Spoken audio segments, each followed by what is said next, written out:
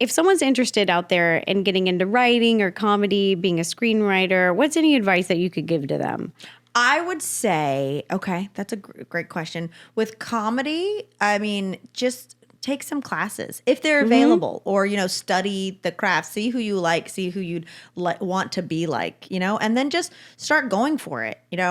With writing, the first things I wrote were sketches. We're talking 5 pages and under, and then it moved on to, then we did books, then we did movies, whatnot. But putting something on the page is the most important thing, and no one has to see it until you're proud of it. You know what I mean? Like, so many people, they don't want to start because then it goes,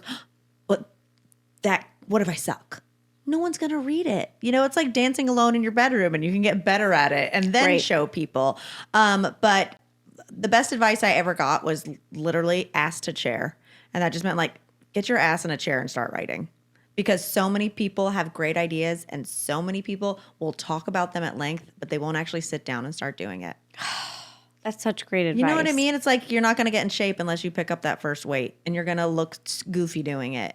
It's the same with writing. And I love how I don't know, how sacred you treat it. Like, I remember we'd be talking and you'd say you were going to go disconnect so you don't get distracted by the internet or TV or anything. Like, you would actually go and, what would you call it? Like, sequester yourself? I just call them retreats. Retreats, like writing where retreats. You would go on these retreats away from all the distractions, and you would block it all out and get into it. And I thought that was so cool, because I was listening to an interview with Dolly Parton, who she would just go off into the woods in a cabin, and do the same thing.